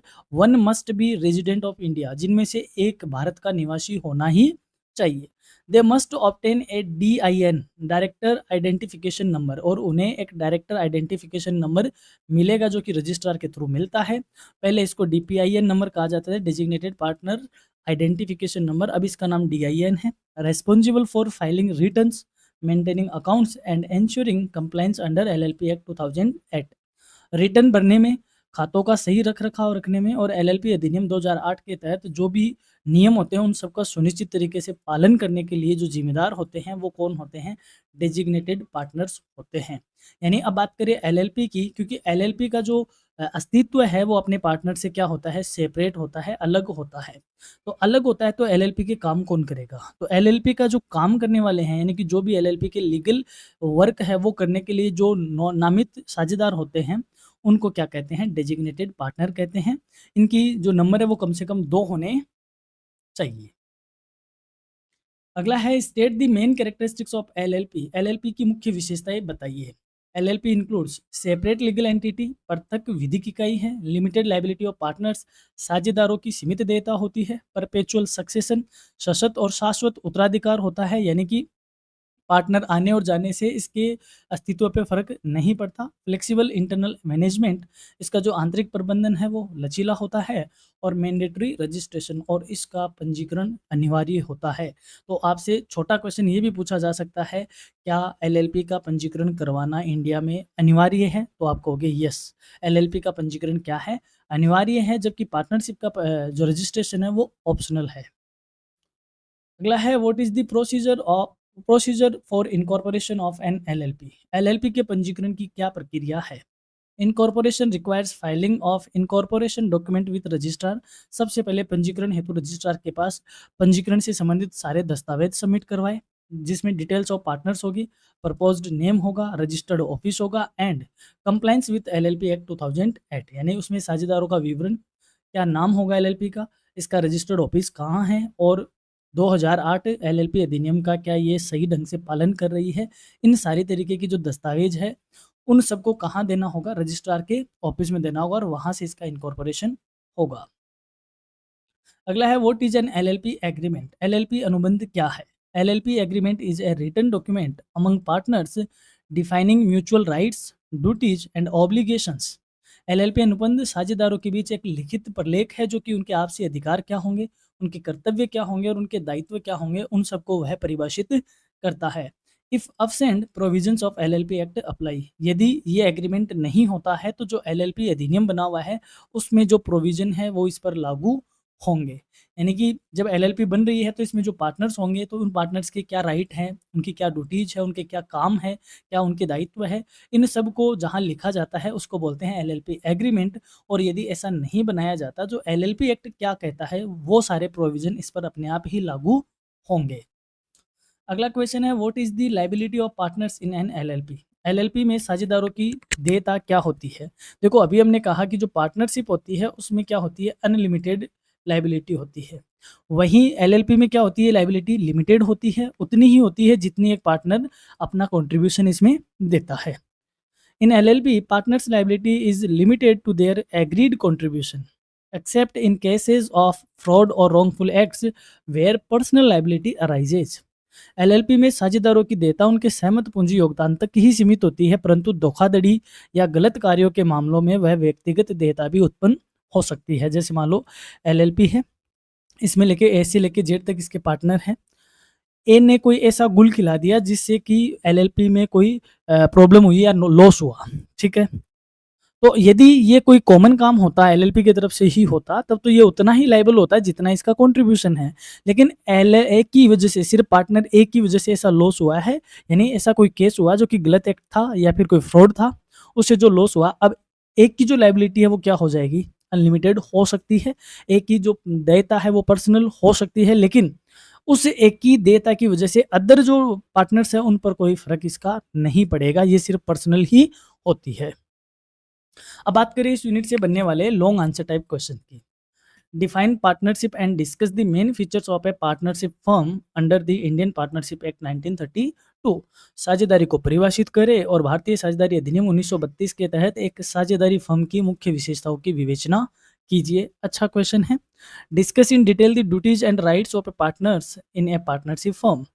एक साझेदारी फर्म में साझेदारों के कर्तव्य और अधिकारों की विस्तार से विवेचना कीजिए। ये क्वेश्चन इजी है। इजी मतलब इस तरीके के क्वेश्चन पूछे जाते हैं। What is A limited liability partnership? सीमित देयता साझेदारी क्या है? एक्सप्लेन इट्स की characteristics and distinguish it from A traditional partnership. इसकी मुख्य विशेषताओं की व्याख्या करें और ये पारंपरिक साझेदारी से किस प्रकार अलग है, इसको स्पष्ट कीजिए। Explain the extend and limitations of liability of partners in A limited liability partnership. सीमित देयता साझेदारी में साझेदारों की देनदारी की सीमा एवं उनकी सीमा उन देनदारी की सीमा एवं उनकी सीमाओं को स्पष्ट कीजिए। अगला है discuss the procedure of incorporation of LLP and explain the LLP agreement. LLP के अधिनियमन या निगमन की प्रक्रिया का वर्णन कीजिए और एलएलपी अनुबंध को स्पष्ट कीजिए। मोस्ट इंपोर्टेंट क्वेश्चन, आप इसको लगा सकते हो, ये क्वेश्चन आने के चांसेस है। और फिर अगला क्वेश्चन है define LLP and explain it's concept and characteristics under LLP act 2008। ये अभी हमने थोड़ी देर पहले क्वेश्चन किया था, उसका थोड़ा सा अलग था। उसमें कैरेक्टरिस्टिक्स पूछी थी और ट्रेडिशनल पार्टनरशिप से डिफरेंस पूछा था। और यहाँ पे सिर्फ और सिर्फ क्या पूछा गया है कि इसकी कैरेक्टरिस्टिक्स और इसका कॉन्सेप्ट क्या है, उसको आप समझाइए। तो इस तरीके का क्वेश्चन भी आपको एग्जाम में देखने को मिल सकता है। बात करें यहाँ पे इंपॉर्टेंट एक सूचना की कि ऑलमोस्ट जो इंपॉर्टेंट क्वेश्चन की सीरीज है, वो चाहे आपके AEC paper, SEC paper, VAC paper, आपके माइनर मेजर जो भी पेपर है, उन सब की हमने अपलोड कर दी है। और आप जितना मेरे को समझ में आता है, आप सारे उनसे अवेयर हो। यदि आपने अभी भी नहीं पता है तो आप प्लेलिस्ट पे जाइए, सेकंड सेमेस्टर की प्लेलिस्ट में आपको सारी चीज़ मिल जाएगी। फोर्थ सेमेस्टर के स्टूडेंट हो तो फोर्थ सेमेस्टर की प्लेलिस्ट में आपको सारी चीज़ मिल जाएगी। चलिए अब बात करते हैं आखिरी और फोर्थ यूनिट की। फोर्थ यूनिट में आपके जो दिया हुआ है क्वेश्चन, उसमें नेगोशिएबल इंस्ट्रूमेंट एक्ट है और आईटी एक्ट 2000 आपके सिलेबस में है। तो चलो बात करते हैं सबसे पहले नेगोशिएबल इंस्ट्रूमेंट के साथ। क्वेश्चन है डिफाइन नेगोशिएबल इंस्ट्रूमेंट। प्रक्रिया में लिखित को परिभाषित कीजिए। देखो मैं आपको ये कहूँगा कि जो आपका ईएफएम का पेपर था, यानी कि बैंकिंग का पेपर था, उसमें भी आपके ये एक्ट था, यानी कि उसमें भी नेगोशिएबल इंस्ट्रूमेंट आपने पढ़े हैं। तो एक अच्छा और स्मार्ट स्टूडेंट ये होता है कि जो कॉमन टॉपिक होता है, उस टॉपिक को वो अच्छे से तैयार करता है। तो ये डिटो वैसा का वैसा टॉपिक है जैसा आपने बैंकिंग में इसको पढ़ा है। तो मेरा ये एक मानना है कि आपने वहाँ पढ़ा है, तो मैं यहाँ पे बहुत ज़्यादा डिटेल में डिस्कस नहीं करके इसके मोटी-मोटी बातों को हम यहाँ पे डिस्कस करने वाले हैं। देखो, पहला क्वेश्चन ही है, डिफाइन नेगोशिएबल इंस्ट्रूमेंट। प्रक्रिया में लिखित को परिभाषित करो, क्या होता है? Negotiable instrument means a promissory note, bill of exchange और cheque payable either to order और टू बियरर। यानी प्रक्रिया में लिखित का अर्थ है वचन पत्र, विनिमय पत्र या चेक, जो या तो आदेशकर्ता को या उसके वाहक को पेमेंटेबल होता है, यानी कि देय होता है। ये इसकी एज पर एक्ट इसकी डेफिनेशन है। अब बात करें इसके मीनिंग की। A negotiable instrument is a written document that guarantees payment of a specific sum of money either on demand or at a future date and is freely transferable by endorsement or delivery। प्रक्रिया में लिखित एक लिखित दस्तावेज होता है जो कि किसी विशिष्ट राशि के भुगतान की गारंटी देता है, चाहे वह मांग पर हो या भविष्य में हो, या इसे पृष्ठांकन या सुपुर्दगी द्वारा स्वतंत्र रूप से हस्तांतरित किया जा सकता है। The person who obtains it in good faith gets a valid title holder in due course। जो व्यक्ति इसे सद्भावनापूर्वक प्राप्त करता है उसे एक वैध स्वामित्व है, यानी उचित समय में धारक प्राप्त होता है। यानी कि जो भी इसे पूर्ण सद्भावना से इसको ग्रहण करता है या लेता है या प्राप्त करता है, उसे इसका वैध स्वामित्व प्राप्त होता है। और इसकी जो मुख्य विशेषता वो यही है कि ये लिखित डॉक्यूमेंट होता है और इसमें एक विशिष्ट यानी particular specific sum of amount इसमें लिखी होती है, उसका ये भुगतान की गारंटी देता है। और दूसरी मोटी इंपॉर्टेंट बात, ये अनकंडीशनल होता है। क्या होता है? अनकंडीशनल होता है, शर्त रहित होता है। अगला क्वेश्चन है, what is the scope of negotiable instrument act 1881। परिवर्तनीय या फिर ये प्रक्रिया में लिख लो इसको, प्रक्रिया में लिखित अधिनियम 1881 का क्षेत्र क्या है, यानी कि इस एक्ट में क्या क्या बातें आती है। The act governs promissory notes, bill of exchange and cheques. यह अधिनियम प्रोमिसरी नोट को, विनिमय विपत्र को और चेक को नियंत्रित करता है। It provides legal definitions, rules of transfer, rights of holder, dishonour procedure and remedies. यह कानूनी परिभाषाएं, अंतरण के नियम, धारकों के अधिकार और अनादर की प्रक्रिया और उपाय प्रदान करता है। Its scope extends to the regulation of negotiable instruments for secure and smooth commercial transaction. इसका इसका क्षेत्र वाणिज्यिक लेनदेन को सुरक्षित करना और सुगम बनाने तक विस्तृत है। नेक्स्ट क्वेश्चन है, स्टेट टू की फीचर ऑफ नेगोशिएबल इंस्ट्रूमेंट। परिवर्तनीय या प्रक्रिया में लिखित, ये परिवर्तनीय नहीं, इसको प्रक्रिया में ही लिखना। प्रक्रिया में लिखित की दो मुख्य विशेषताएं बताइए। A negotiable instrument is freely transferable and the transferees get a clear title. प्रक्रिया में लिखित स्वतंत्र रूप से अंतरणीय या हस्तांतरणीय होते हैं और अंतरणकर्ता यानी स्थानांतरणकर्ता और हस्तांतरी को स्पष्ट स्वामित्व प्राप्त होता है। It also carries A pre-assumption presumption of consideration ensuring confidence in financial dealings. इसमें प्रतिफल की धारणा भी नहीं होती है, जो कि वित्तीय लेनदेन में विश्वास सुनिश्चित करती है। अगला क्वेश्चन है, what is meant bye negotiation of a negotiable instrument. प्रक्रिया में लिखित के अंतरण से क्या तात्पर्य है, यानी कि नेगोशिएशन का क्या मतलब होता है। नेगोशिएशन का मतलब होता है, ए ने बी को चेक दिया, ठीक है, बी ने इस चेक को आगे ट्रांसफर कर दिया किसको, सी को। तो ये जो इसको ट्रांसफर किया जा रहा है, इस ट्रांसफर को ही क्या कहते हैं, नेगोशिएशन कहा जाता है।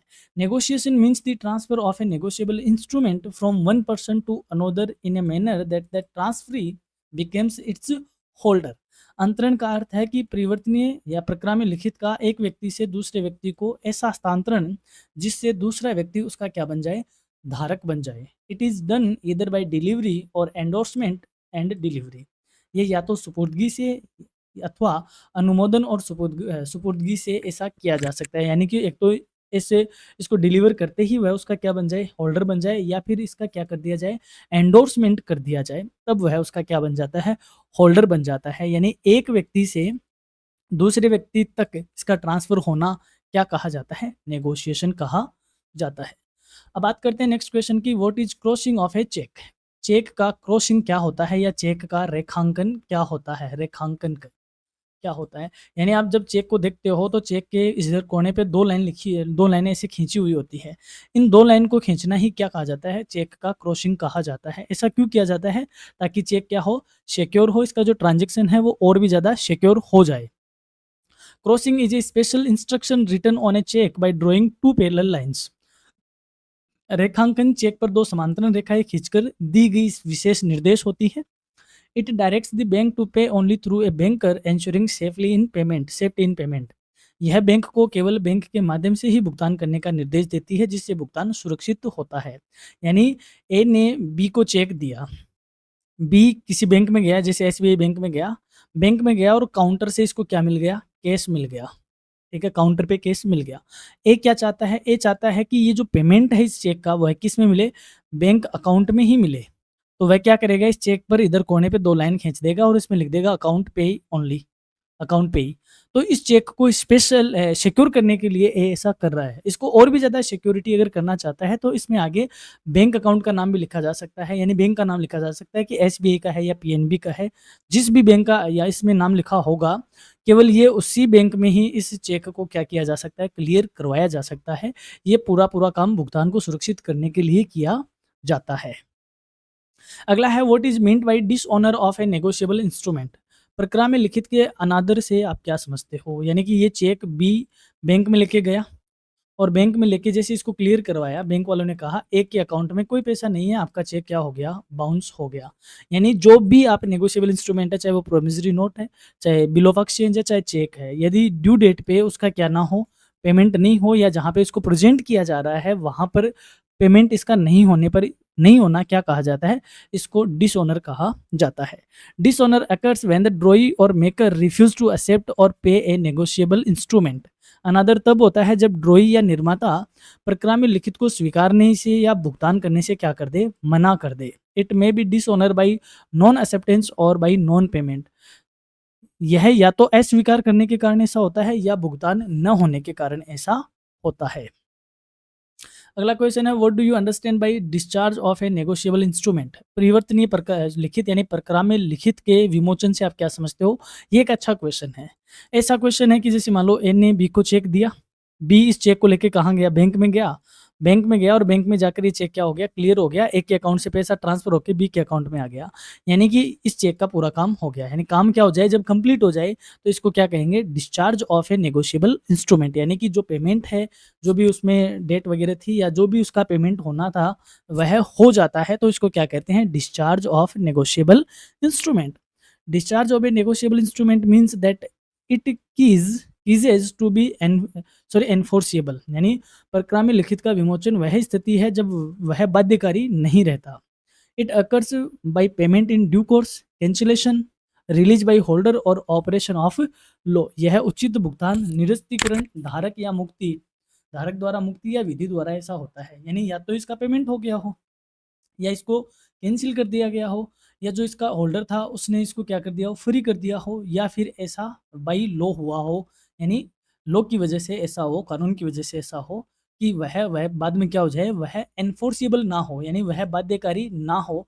उसको क्या कहते हैं? डिस्चार्ज ऑफ नेगोशिएबल इंस्ट्रूमेंट कहा जाता है। अगला क्वेश्चन है what is the purpose of the information technology act 2000। सूचना प्रौद्योगिकी अधिनियम 2000 का क्या उद्देश्य क्या था? The IT Act 2000 was enacted to provide legal recognition to electronic records, digital signature, and to facilitate e-commerce and e-governance in India.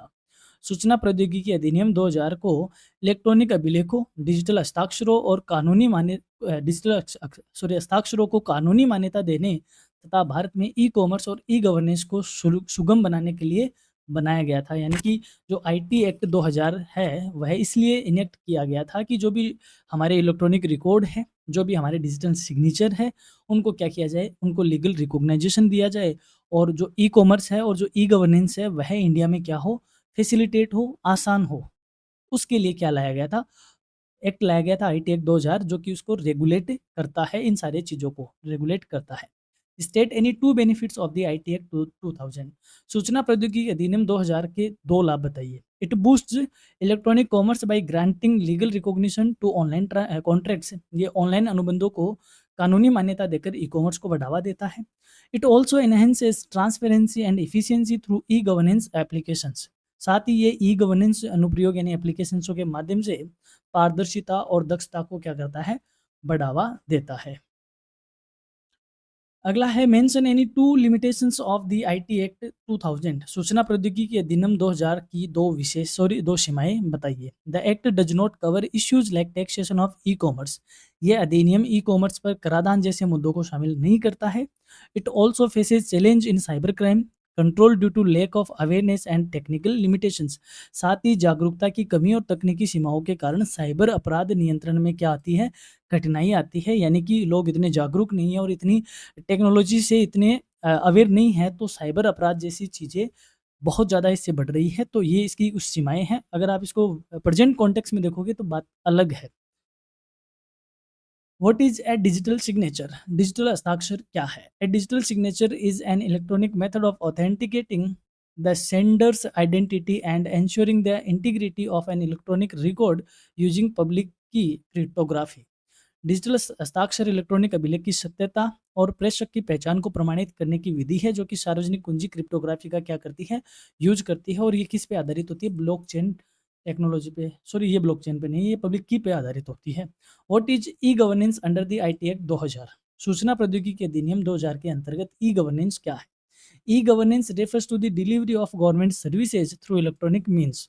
E governance का अर्थ होता है कि सरकारी सेवाओं का प्रदाय इलेक्ट्रॉनिक माध्यम से करना। यानी जब सरकार ऑनलाइन अपनी सर्विस डिलीवर करती है, चाहे वो ऑनलाइन अपन जैसे आधार वेरिफिकेशन करना होता है या फिर कोई और ऐसा काम होता है जो हम ऑनलाइन करते हैं और जो गवर्नमेंट के काम होते हैं, तो उसको हम क्या कहते हैं? ई गवर्नेंस कहते हैं।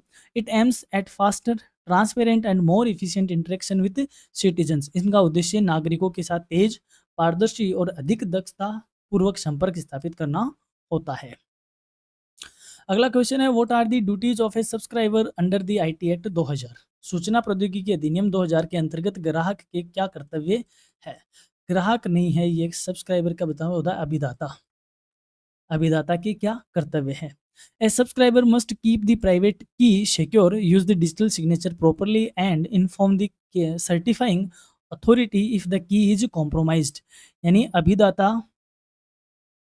अभिदाता को अपनी निजी कुंजी सुरक्षित रखनी चाहिए, डिजिटल हस्ताक्षर का सही उपयोग करना चाहिए और यदि उस कुंजी के साथ यानी उस की के साथ यदि कोई समझौता या कॉम्प्रोमाइज़ होता है या इसका कोई लीकेज हो जाता है, तो जो भी सर्टिफाइंग अथॉरिटी है उसको इसके बारे में क्या करना चाहिए? सूचना देना चाहिए।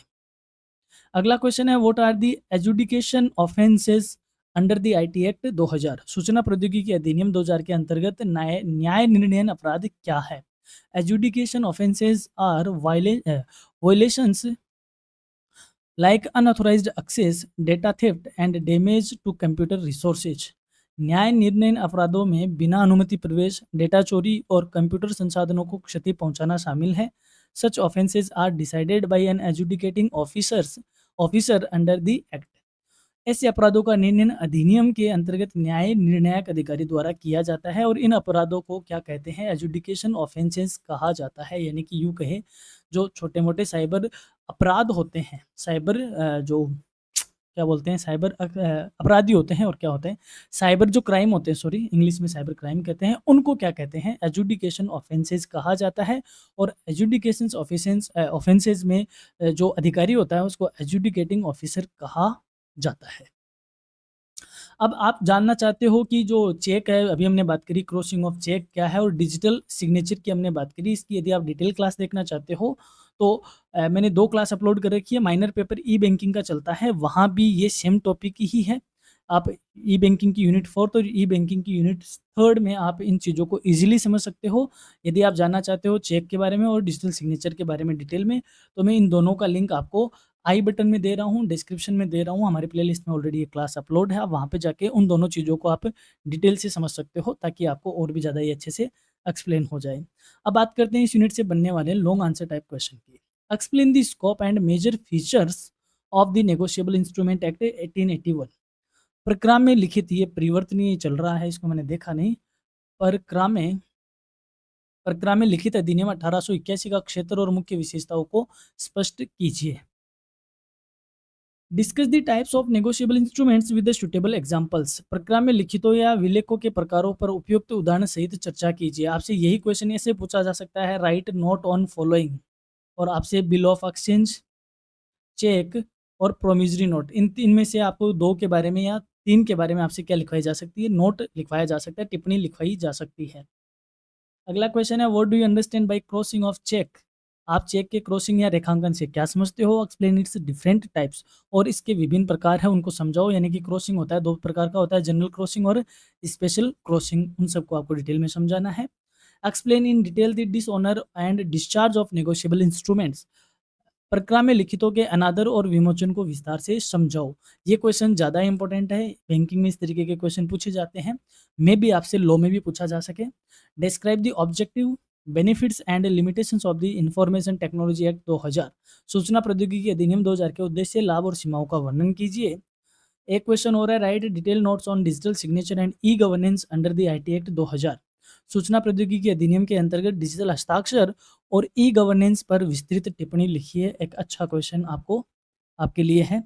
और अब बात करते हैं, यदि आप इस पीडीएफ को आप जानना लेना चाहते हो आपके व्हाट्सएप पे, तो आप हमें इस नंबर पे पीडीएफ लिख के व्हाट्सएप कर दीजिए, हम आपको ये पीडीएफ भेज देंगे। ये पीडीएफ आपके लिए बड़ी मददगार साबित होगी, और आने वाले आपके छोटे भाई बहनों को भी आप ये पीडीएफ शेयर कीजिए, क्योंकि ये तो लॉन्ग लाइफ चलने वाली पीडीएफ है। इसमें हर एक क्लास का हमने लिंक डाला है, जो कि सेमेस्टर सेकंड और सेमेस्टर फोर्थ की स्टूडेंट्स के लिए काफ़ी मददगार साबित होगा।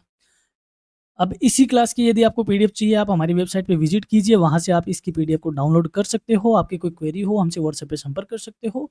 और यहाँ तक आपने वीडियो देखा, इसके लिए आपको बहुत-बहुत धन्यवाद। और मैं यही कहूँगा कि यदि आप इस क्लास को 1 से 2 बार देख लेते हो एग्ज़ाम से पहले, और इन क्वेश्चन्स को यदि आप अच्छे से प्रिपेयर कर लेते हो, तो आपको बहुत ज़्यादा यहाँ से मदद हो सकती है। और हमारी यही कोशिश है कि हम आपको बहुत ज़्यादा अच्छा कंटेंट प्रोवाइड करवाएँ। हमारी तरफ से आपको एग्ज़ाम के लिए बहुत-बहुत शुभकामनाएँ। आप यूँ ही अपनी एग्ज़ाम को बहुत मस्ती से, बहुत अच्छे से, कॉन्फिडेंस के साथ आप अटेम्प्ट करें। धन्यवाद।